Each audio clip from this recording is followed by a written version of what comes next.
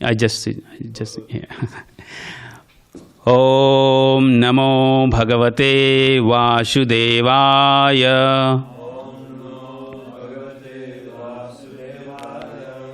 Om Namo Bhagavate Vasudevaya.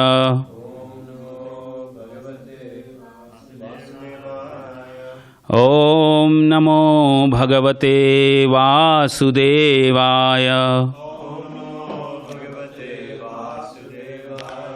Narayanam Namaskrityam Naram Chaiva Narottamam Devim Saraswatim Vyasam Tato Jayatmadiraye Nashtaprayeshaya Bhadresu Nityam Bhagavata Sevaya Bhagavate Uttama Sloke Bhakti Rabhavati Naistiki Krishnaya Vasudevaya Devaki Nandanaya Cha Nandagopakumaraya Govindaya Namo Namaha. So we are reading today from Srimad Bhagavatam, Canto 6, Chapter 9, Appearance of Demon Vritasura, and text number 45. Hamsaya Dra Nilaya Nirikshaya Krishnaya Mrastayashashe Nirupakramaya Satsammagrahaya Bhavapantha Nija Asram Aptu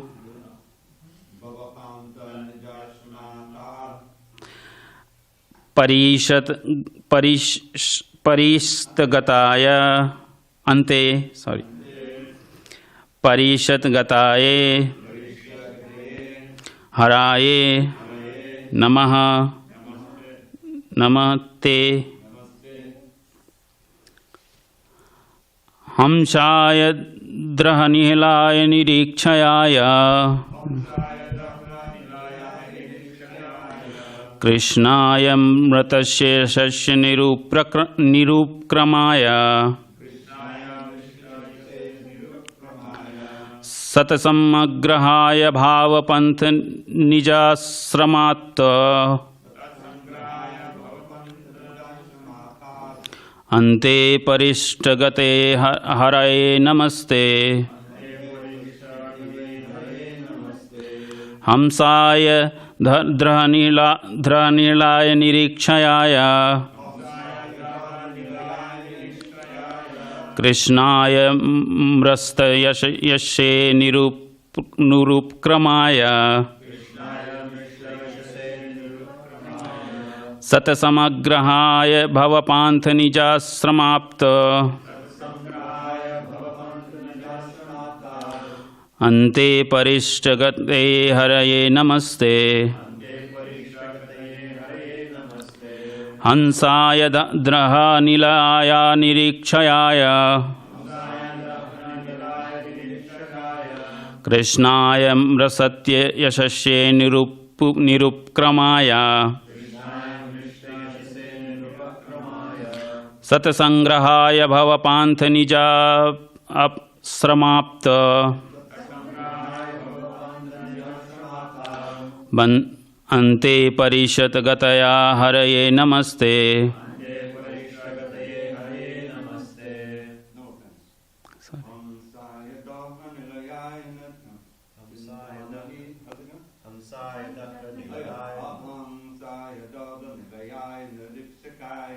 Hansaya Dahara Nilayaya Nirikshayaya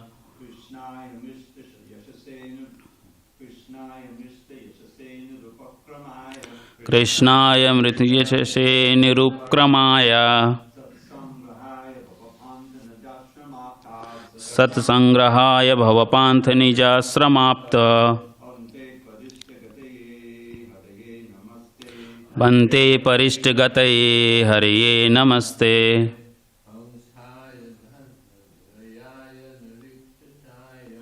हंसाय दहनिलयाय निरीक्षाय कृष्णाय मृडुयशसे निरुपक्रमाय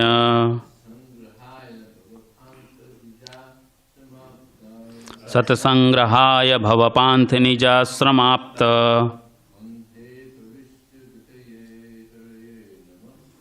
भन्ते परिष्टगतये हरये नमस्ते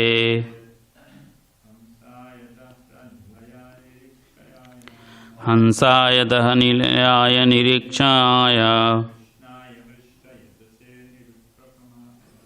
कृष्णाय मृडुयशसे निरुपक्रमाय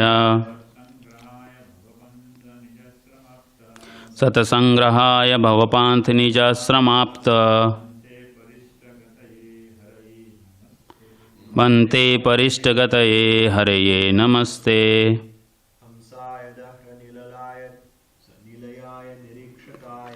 हंसाय दहनिलयाय निरीक्षकाय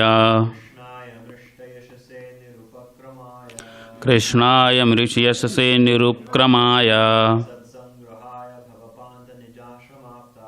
सत्संग्रहाय भवपान्थ निजाश्रमाप्त भन्ते परिष्टगतये हरये नमस्ते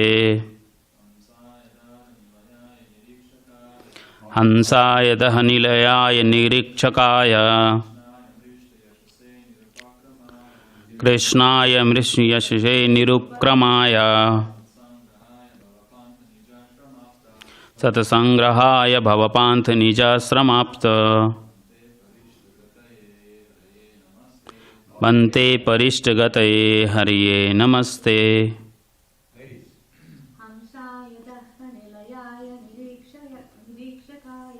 हंसाय दहनिलयाय निरीक्षकाय कृष्णाय मृडुयशसे निरुपक्रमाय सत्संग्रहाय भवपान्थ निजाश्रमाप्त अन्ते परिष्टगतये हरये नमस्ते. Word by word meaning. Can I chant? Yes. Thank Sorry. you. Hansaya dahanilayaya nirikshayaya हंसाय दहनिलयाय निरीक्षकाय Krishnaya mrushtayasase nirupakramaya कृष्णाय मृडुयशसे निरुपक्रमाय Satsangrahaya bhavapantani jasramatta सत्संग्रहाय भवपान्थ निजाश्रमाप्त Vante parishtagataye haraye namaste. भन्ते परिष्टगतये हरये नमस्ते. Thank you, Hare Krishna. Thank you, Mataji. Word by word meaning by His Divine Grace, His Bhaktivedanta Swami Srila Prabhupada ki jai. Hamshaya, onto the most exalted and pure. Pavitram, Paramam, the supreme pure. Dhra, Dhara, in the core of the heart. Nilaya, ya, whose abode. Nirikachaya, supervising the activities of the individual soul. Krishnaya, on to the super soul, who is a partial manifestation of Krishna. Mrasta Yashashe, whose reputation is very bright. Nirupakramaya, who has no beginning. Sat Samagrahaya, understood only by the pure devotees. Bhava Panth Nij Asramapta, so being obedient of the shelter of Krishna, for the persons within this material world. Ante, at the ultimate end. Parishtagataye, unto him who is the ultimate goal, the highest success of life. Hareye, unto the Supreme Personality of Godhead. Namah, respectful obeisances. Te, unto you. Translation and purport by His Divine Grace, Shri Bhaktivedanta Swami Srila Prabhupada Ki Jai. O Lord, O Supreme Pure, you live within the core of everyone's heart and observe all the desires and activities of the conditioned souls. O Supreme Personality of Godhead, known as Lord Krishna, your reputation is bright and illuminating. You have no beginning, for you are the beginning of everything. This is understood by the pure devotee, because you are easily accessible to the pure and truthful. When the conditioned souls are liberated and sheltered at your lotus feet, after roving throughout the material world for many millions of years, they attain the highest success of life. Therefore, O Lord, O Supreme Personality of Godhead, we offer our respectful obeisances at your lotus feet. Purport. The demigods certainly wanted Lord Vishnu to relieve their anxiety. But now they directly approach Lord Krishna, for although there is no difference between the Lord Krishna and Lord Vishnu, Krishna descends to this planet in his Vasudeva feature for the purpose of paritranaya sadhunam vinashaya cha duskritam, protecting his pure deity and annihilating the miscreants. Demons or atheists always disturb the demigods or deities, and therefore Krishna descends to punish the atheists and demons and fulfill the desires of his deities. Krishna, being the original cause of everything, is the supreme, above even Vishnu and Narayana. Although there is no difference between these different forms of the Lord, as explained in Brahma Samhita 5.46.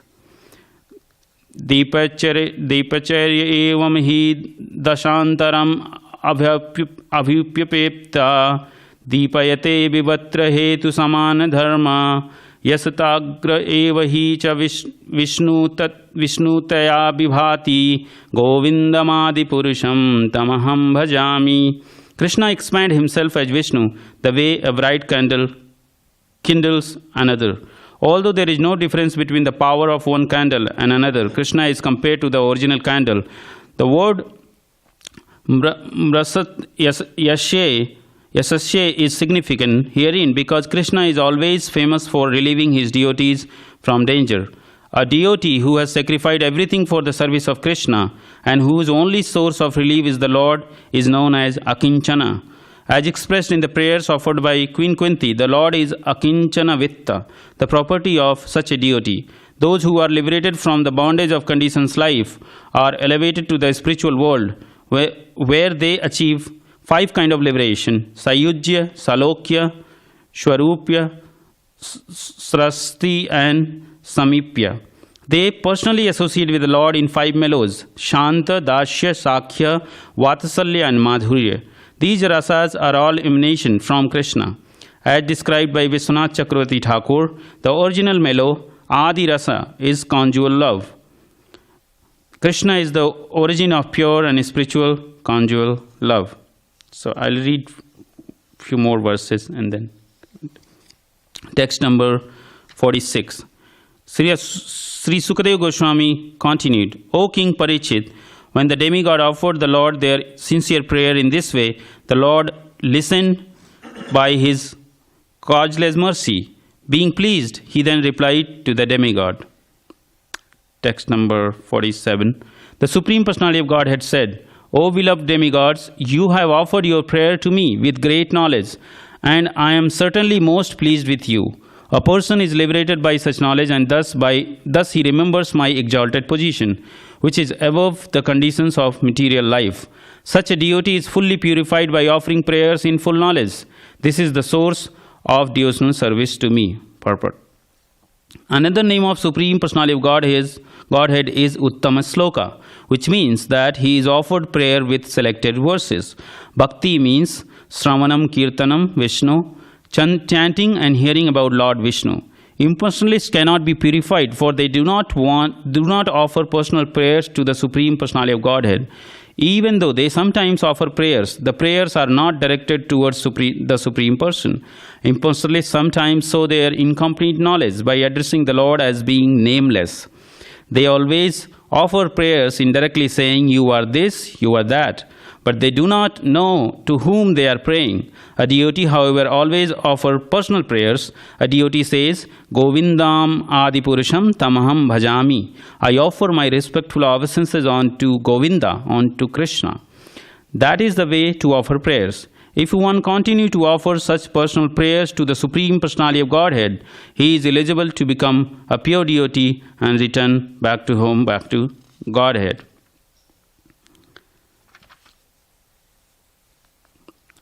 अज्ञानतिमिरन्धस्य ज्ञानाञ्जनशलाकया चक्षुरुपुर्मिलितं येन तस्मै श्रीगुरुवे नमः।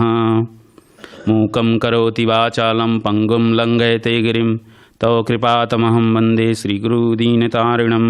वाञ्छाकल्पतरुभ्यश्च च कृपासिन्धुभ्यैव च पतितानां पावनेभ्यो वैष्णवेभ्यो नमो नमः।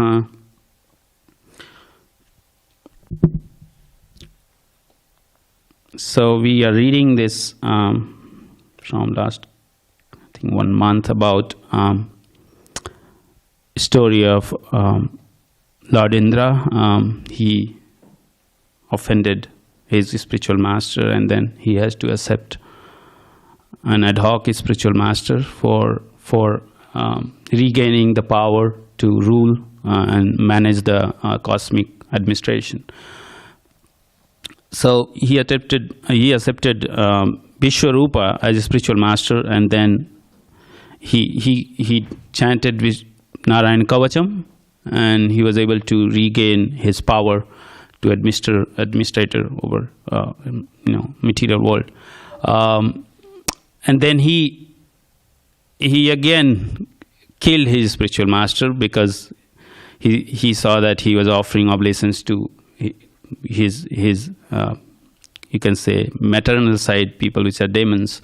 And then the Indra was very agitated, and he just killed his spiritual master. And then he again repented for those sins, because he committed and distributed those sins to earth, omens and water. And now the father of Vishwarupa, Trashtua, again did in yajna to achieve power. But he chanted mantra wrong way, so he produced another demon, Vritrasura, to whom the Indra became enemy. Actually, he wanted that the demons become enemy to Indra, but it became opposite because he chanted wrong way. And now Vritrasura is so giant and so powerful that demigods are frightened. They lost all their weapons, and they are again back to the square. They started with Narayana Kavacha and achieved the power. So here I wanted to discuss. We can discuss these couple of points, right? I was just thinking, they had a Narayana Kavacha from their spiritual master, from Vishwarupa. But why they did not want, or they don't want to use against Vritrasura, or they forgot to use at all, right? Or whether it was not effective because Vritrasura was so great, right? And what could be the reasons behind, like demigods are frightened and they're just going and praying to Super Soul to give them intelligence and power to again rule or kill Vritrasura. They basically wanted Krishna to kill Vritrasura. They don't want to do anything because they know that they can't do anything, basically, that realization. So if we see here, first of all, they offended their spiritual master Brihaspati, right? So they then went to Vritrasura to take some ad hoc. On the recommendation of Lord Brahma, of course, they accepted him. but then they killed they killed Vishwarupa again. So they committed sin. So basically, here what we see, if we kill a spiritual master, or in a sense we offend a spiritual master, the power of mantras, the power of, because they received mantras from Vishwarupa as an Narayan Kavacham, they almost lost the faith, and they just wanted to go and surrender. They don't wanted to use Narayana Kavacham, or maybe they didn't have power. In Bhagavatam we read, it says that Vrittasura was able to annihilate all the weapons, all the powers, and they were almost hopeless to fight with Vrittasura, right? So here both they offended. First time, second time they killed, and third time now they again want to kill demon Vrittasura, which later we read that he was one of the great, the devotee feature he reflects at the time of death. So what we see, that they had a material goal to achieve the power to rule, but the means they try to use the spiritual means, which is Narayan Kavacham, to protect their material kingdom, right? This material world is material. So, but it was not working well, because they are trying to use Narayana Kavacham, where you talk about all Krishna's incarnation to protect, but at the same time trying to achieve material goals may not work in this material world. And we, as a devotee, we also sometimes try to pray for material strength, power, via spiritual means. So it may come temporarily as the demigod achieved, but they may not able to have it for eternity, because this material world is going to destroy it with all the material things happening here, including demigods and Brahma at the end of when devastation happens, right? So that's the one learning we observe here. And then they offer prayer. One of the exalted prayers they are offering to Krishna, or in the form of super soul, because in the verse 45, if we see the word by word meaning, Krishnaya, onto the super soul, who is partial manifestation of Krishna. So in this verse, Prabhupada is explaining from Brahma Samhita that Krishna is the supreme candle, and he expand himself into many candles in different incarnations, and they are offering prayers to, again indirectly, to Krishna in the form of super soul. They are again still demigods, though offering so exalted prayers. They are not direct. They are trying because they saw Krishna through hurt, and then they saw Narayan in front of them.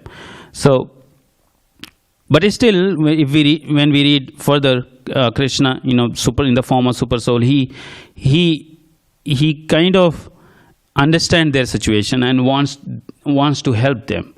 So the question comes here that we know that Krishna, says in Bhagavad Gita that people who come to ask for material benefit from me, generally I am not very comfortable rewarding them, because it is a foolish mentality to reward a material benefit by someone, because a foolish will only reward a material, like a demigod's reward material benefit if somebody prays, but Krishna is never want to reward anyone material benefit, because then he is just pushing person into this again cycle of birth and death. But in here, when we read, we see that Krishna he want to give them options of going to that. We will see later the Dhichi.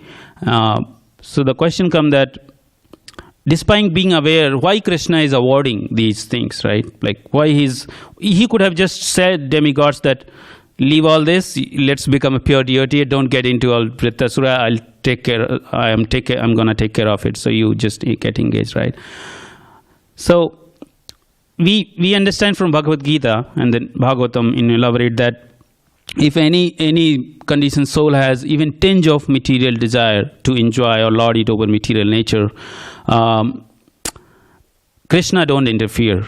Krishna don't want to interfere with free will, which a living entity has. And he, even in Bhagavad Gita, throughout, he gives suggestion and advice to Arjuna. At the end, he says, you do whatever you like. This is what I'm just saying you. This is all the fact I presented to you. Now you decide what you want to do. Because he deals with loving relationship. He doesn't deal with with control, force, and trying to control people, right?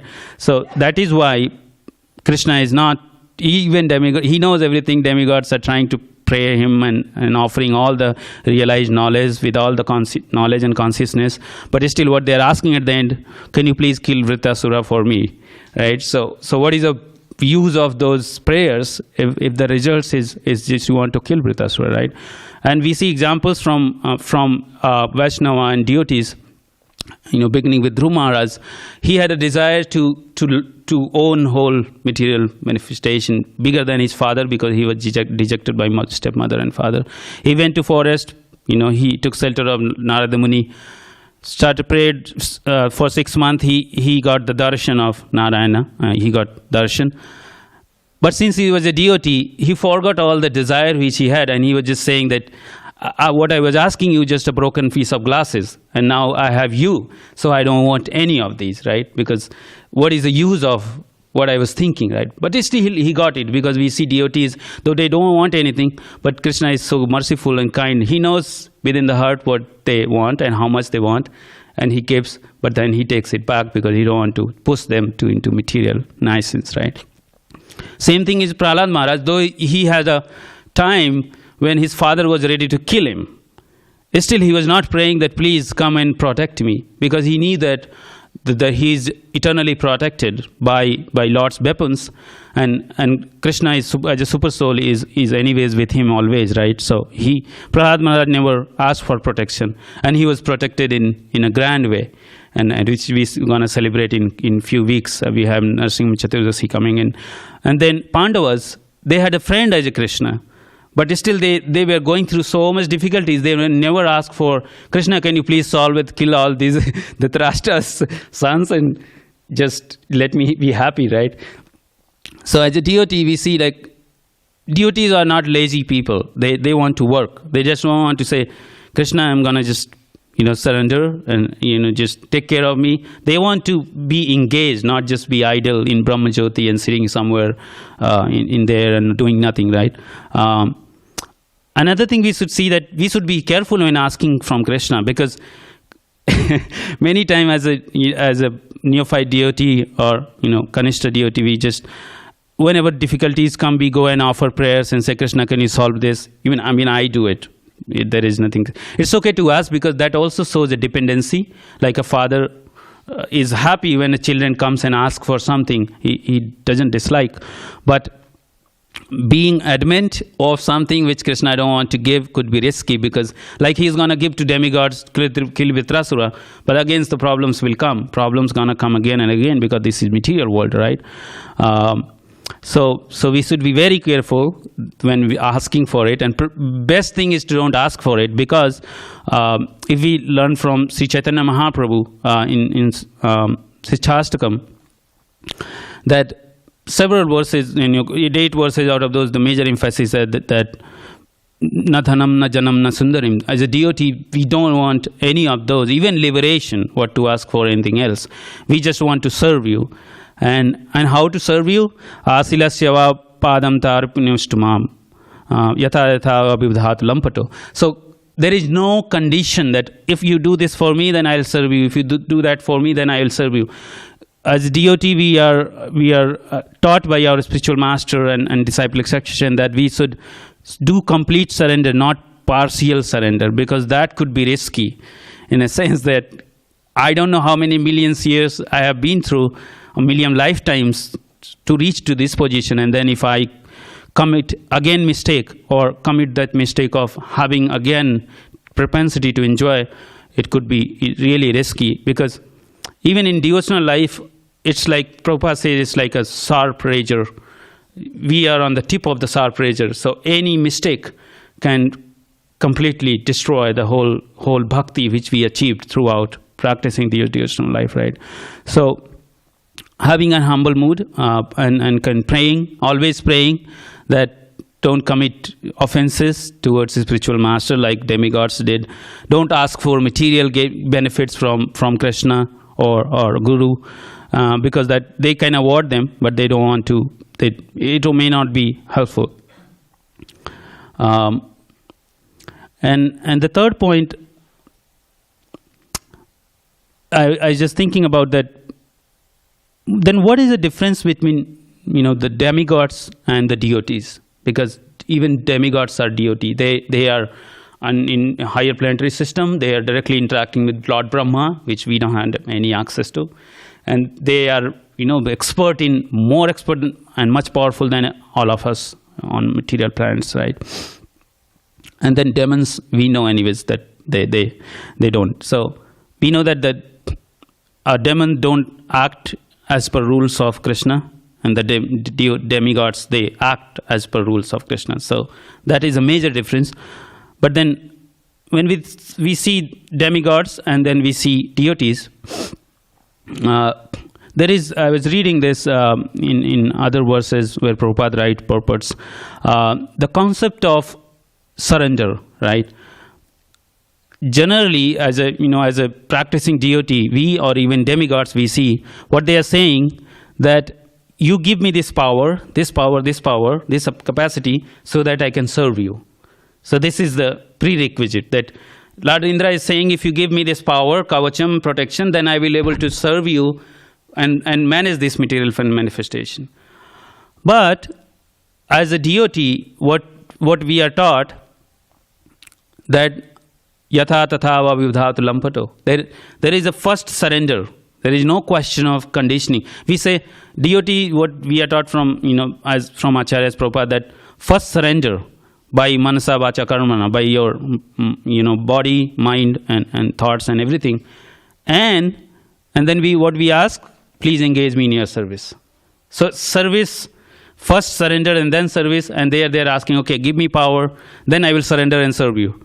So this is a major difference what we see between deities and demigods, and that's why Vaishnavas have more exalted position than demigods, and even demigods want to take birth in the Vaishnava family so that they can peacefully practice, because in heavenly planets the opulence is so high because they get deluded with that power and that capacity, energy, and all the things around them, right? Paraphernalia and even heavenly planets. So they get deluded, and they though offer prayers very exalted ways, but they are not able to surrender. Surrender is not there. Surrender is only there when somebody follows the path of bhakti, and bhakti is only accessible to those who first surrender. So even in our sampradaya, what we see as a new devotee comes, okay, they are asked to chant certain rounds, but they have to first surrender to a guru, to a spiritual master.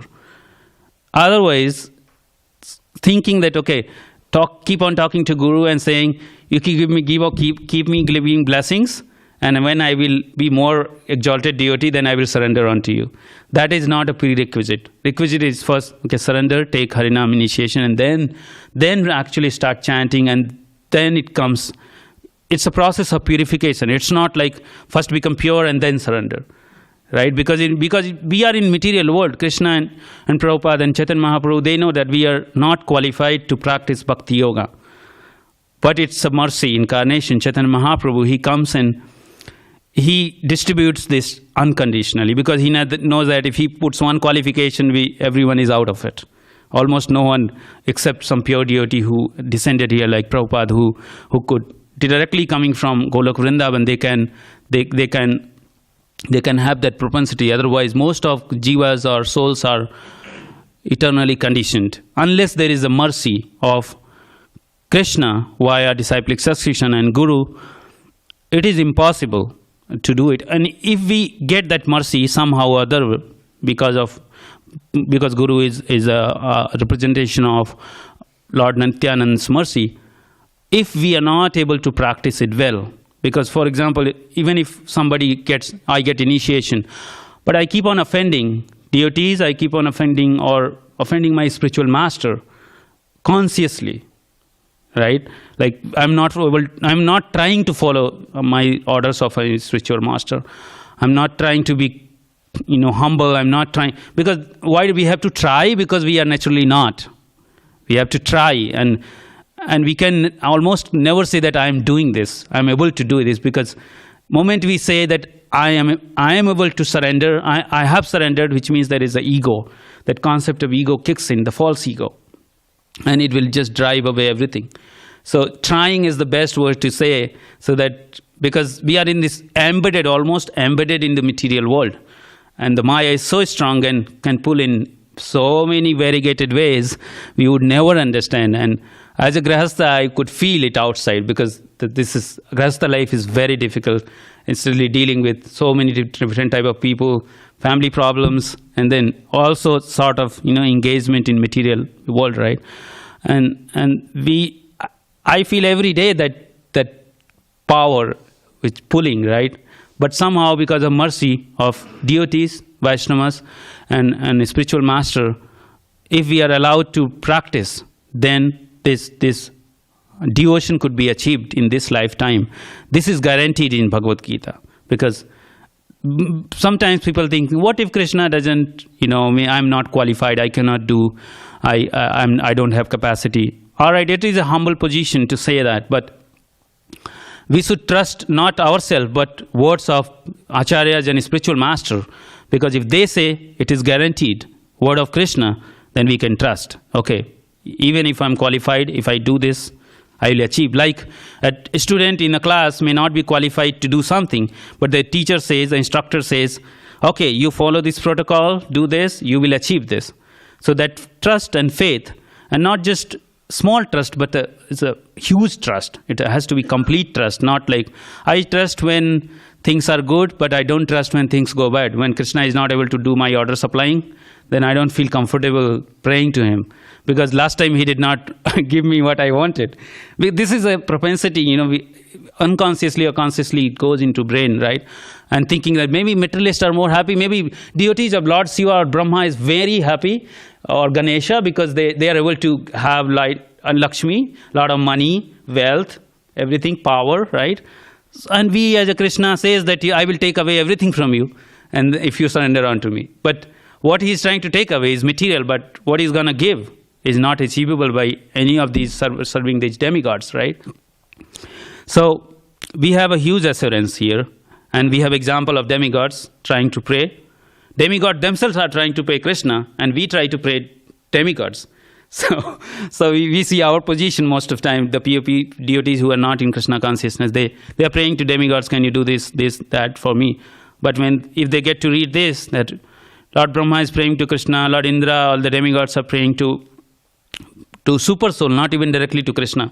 And what if you pray directly to Krishna? What you're going to get is love of God, which at least I have no idea about as of now. What is that love of God? That's what we are trying to strive and understand, because it is very hard to understand in this mental state and this consciousness, unless we achieve that Krishna consciousness and able to practice satatam kirtayanto mam. We are able to practice this continuously. Continuously does not mean that you take a bead and chant for 24 hours. Continuously is a consciousness. Consciousness means, like we have a material consciousness, I'm always thinking of family, money, power, everything. If it could be, same thing could be dovetailed into to think of Krishna. How can we serve Krishna? How can we serve temple? How can we serve people? And if nothing, how can we serve devotees? Because even if I commit offenses to a devotee, they are very merciful. They will not mind it. Because if we commit offenses towards deities and the senior acharyas, possible we may do big, but at least we can approach deities and beg forgiveness. That okay. And these Vaishnavas can surely impart knowledge, because they have that, they are on the same path basically, right? So sometimes people say that I'm not a pure devotee, I can't give you blessings, or I don't have capacity to kind of give you, empower you, anything. But that is their humble position.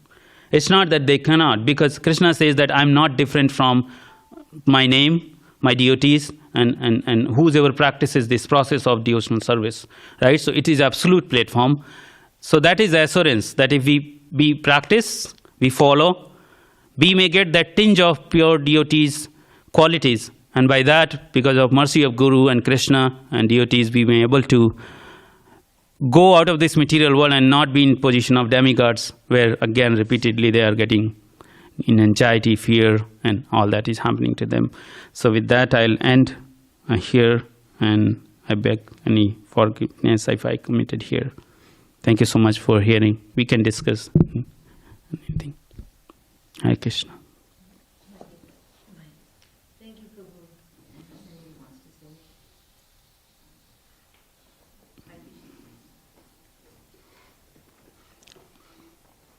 Hare Krishna. Yeah, thank you, Prabhu.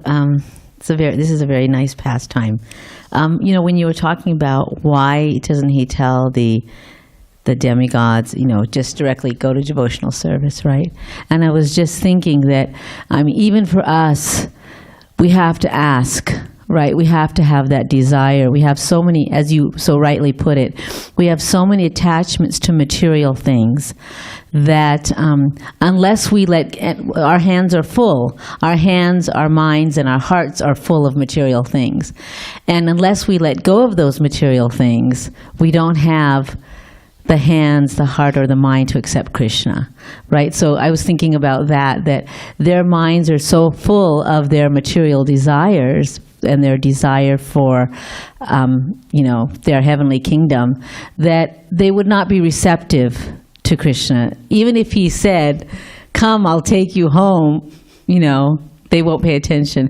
And I think sometimes we are like that. As you said so appropriately, in this material world, there are so many distractions. And Krishna's mercy, he sometimes pulls those away from us just so we can accept him.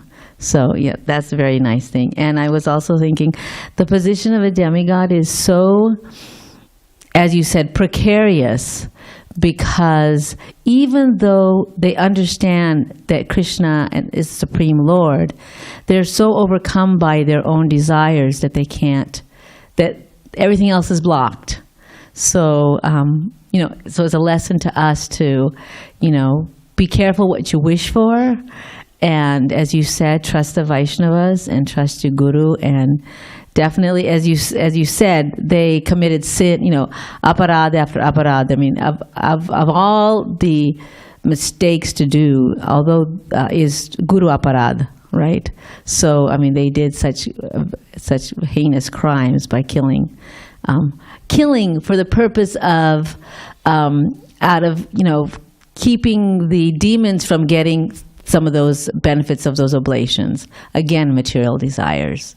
So thank you, Prabhu. Hare Krishna. Thank you. Thank you. Hare Krishna, Prabhu. Hare Krishna, Mother. Yes. Can I ask a question? Yes. Thank you. Wonderful class, Prabhu. Very nice points, practical points for Grihastha you mentioned, and other points as well. So my question is, two questions. One is, you mentioned, and we all read that devatas like demigods are in direct contact with Lord. We are no close to, I'm talking about general devotee, not like pure devotees, rarely material world. We are nowhere close to demigods, but sometimes we still say, oh, demigod, but they are much higher, on higher position than us. Even though we chant and we do, but they have direct service. They can go to Krishna, and they got powerful services.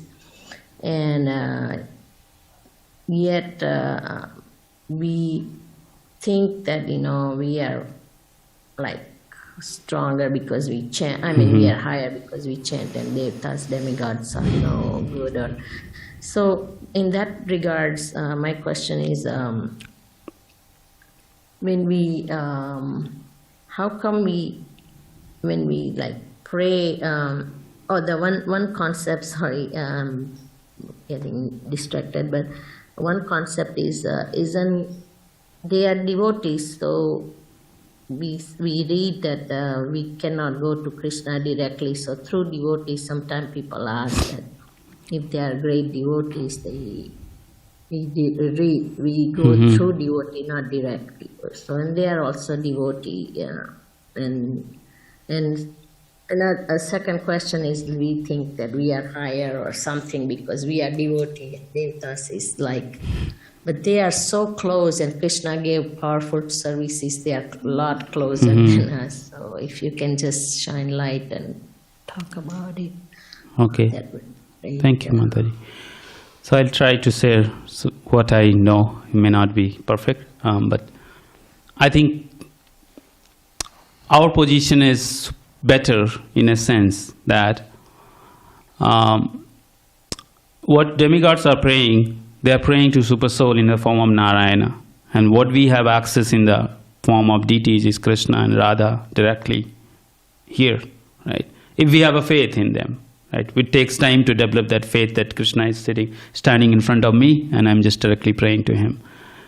Pure devotees can directly talk to the deities. They can reciprocate. And in a sense, we are doing more direct service than demigods are just praying. We are offering to Krishna, we are singing for Krishna, we are bathing Krishna, we are putting Krishna to sleep, we are awaking Krishna every day. If we have a faith, which I don't have yet, but we are on the right path because our acharyas has shown by examples that if you have a faith, you achieve it, more than demigods. And that's why it is often discussed that devotees have better position than demigods. And your question is, why do, sometimes devotees try to say, oh, demigods are not. We try to deride or, maybe criticize in a sense. I think the idea is to not get attracted. Unless you criticize something, you may get attracted sometime in future to demigods or may feel more comfortable. So maybe this is my maybe speculation, but idea is to not get attracted to demigod, because just like Mataji said, if our hands become full with demigods, there is no space for Krishna. Like if our heart is full with demigods, then where is Krishna gonna sit? Even Super Soul has to get out of it, because the demigods will take all the place. Because even people don't remember Vishnu. When they get into Shiva, they often criticize that Shiva is everything, everyone else is nothing. Shiva is God, Brahma is God, right? It's offense, right? One of the offense in our daily we pray is to consider Brahma and Shiva to equal to the level of Krishna. So that's my understanding so far. Thank you, Prabhu. Hare Krishna. Hare Krishna. Thank you. I was wondering about in the purport. Srila Prabhupada says that those who are liberated from conditioned life, they're liberated, in these 5 different ways, these 5 different kinds of liberation, and then after that he then says, and then those people, they associate with the Lord in 5 different mellows, but it seems that at least those who are liberated, get sayujya liberation. I don't know if they're, relishing any mellows. It seems like that's fair to say, right? Maybe that's just, it was said like that, but it seems like that second statement can really only apply to the other 4. Yeah, right? Yeah. Is that fair? Correct. Yeah. I mean, that's what we read from here. Srila Prabhu can clarify. Another question I had, which is actually from some verses back, was the idea of Krishna liberating the demons and how it's seen as Krishna's mercy. I'm curious about it in different ways, and I've tried to wrap my head around it, but I've yet to. But one thing is that it seems like, well, if you ask, well, the demons, they were so demonic that Krishna killed them, and that was for their benefit, and they were liberated. But then someone's like, well, but yeah, we don't do that though, because after all, they got sayujya liberation, and that's not what we want. We don't want to merge into the body of Krishna. So then it seems like, okay, well then how merciful was it? If they got liberation, which we don't want, and then it seems like it's not even guaranteed that they don't then fall from that, or do they? All the demons who are liberated into Krishna's form. This idea of, I don't think it said that they can fall down from there. So then they're eternally in Krishna. Therefore, it doesn't seem like the greatest mercy to be like eternally merged into Krishna's form. That's that, I guess. Well, maybe the greatest mercy, but they get, it's something. Mm-hmm. In other words, it's better than nothing. And also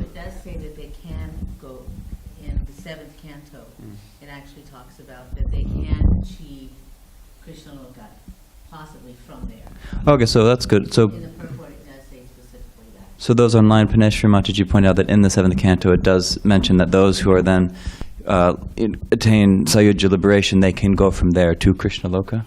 Okay. But two. Okay. A few verses back, when talking about the demons being liberated, Krishna bestowing favor on both the demons and the devotees of the devas, it was saying that those demons whom he kills, I should find the verse and see the exact wording, but it said that they achieve, I think, Sarupya liberation, Yeah. which I guess that was. I guess I wasn't remembering that. Okay. Anyway, do you have any? Yeah. So that's. I can't think of an example of that. Is there an example in Shastra, I guess, of a demon being killed by Krishna and not attaining Sayuja liberation, but immediately attaining like Sarupya? Oh, okay. Yeah. I think Shishma, or one of them. Anyway, I don't know for sure, so I don't know if it. But it's mentioned by in some of the Acharya's commentaries in the Bhagavatam that I'm forgetting who it was now. But one of them did achieve Sarupya. But Somewhere in 10th canto, you say? yeah, I'll look it up. I'm forgetting now. Yeah.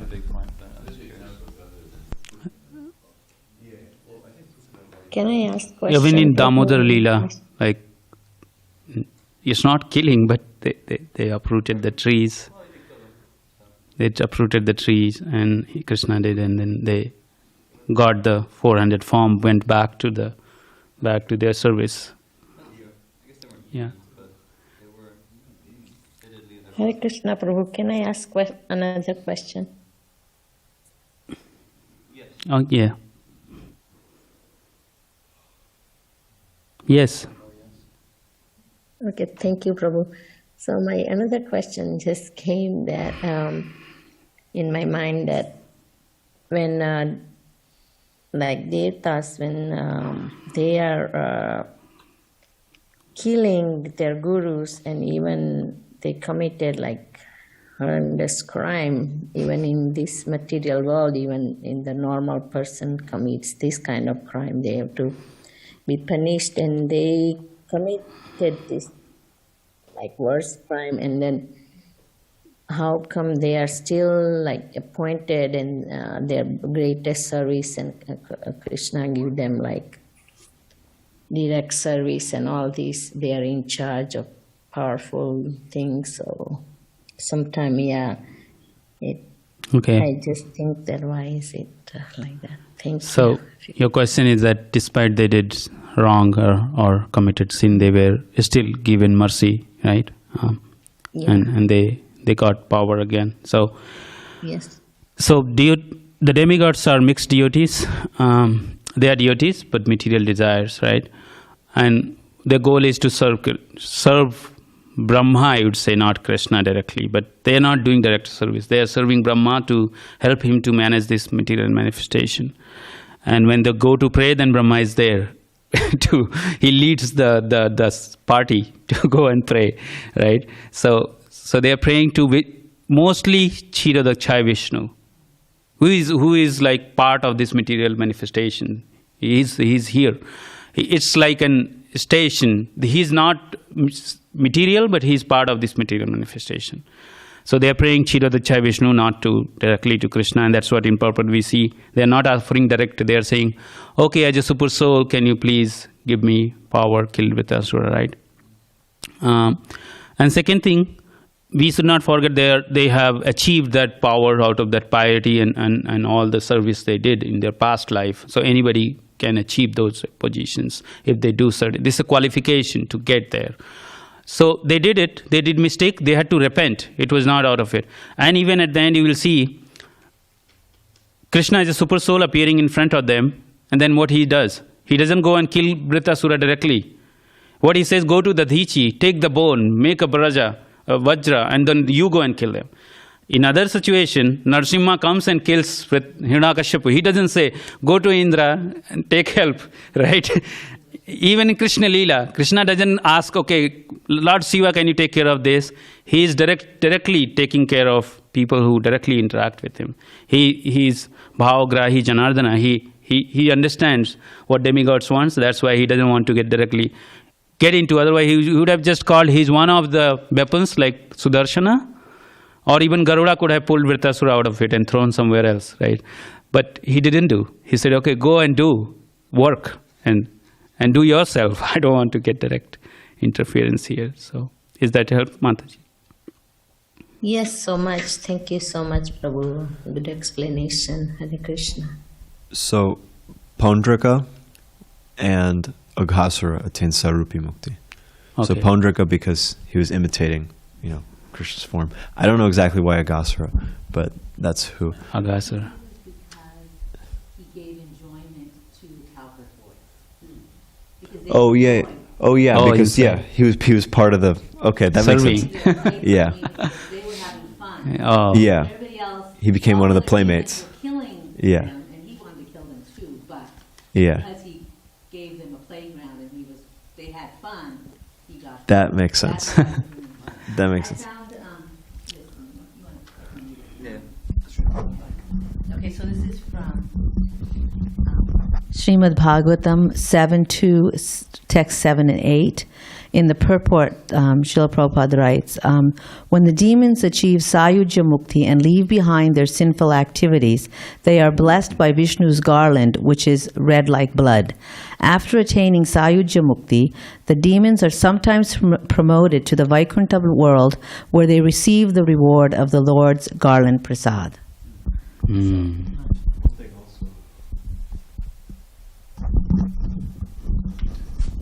Baladev Vidyabhushana mentions in his commentary that when Krishna kills the demons, he doesn't just kill their. Basically, he talks about exactly how Krishna gives them that liberation, because he doesn't only kill their gross body, he kills their subtle body too. So then, right at the time of death, their subtle body is destroyed, so all their samskars, all their anarthas are destroyed, so that when they see Krishna, they actually Spiritual body. They feel they actually see him as he is, like as a supreme object of affection, and so they actually they're not liberated just necessarily they're liberated basically because they have this new love for him, and so that's why they get liberation. It's not so Krishna kills both the gross and the bodies. subtle body. Okay. Thank you, Prabhu. Thank you, Mataji, for sharing. Good point. Thank you so much, everyone. ग्रंथराज Shrimad Bhagavatam की जय, जगत कृष्ण प्रपाद की जय, गौर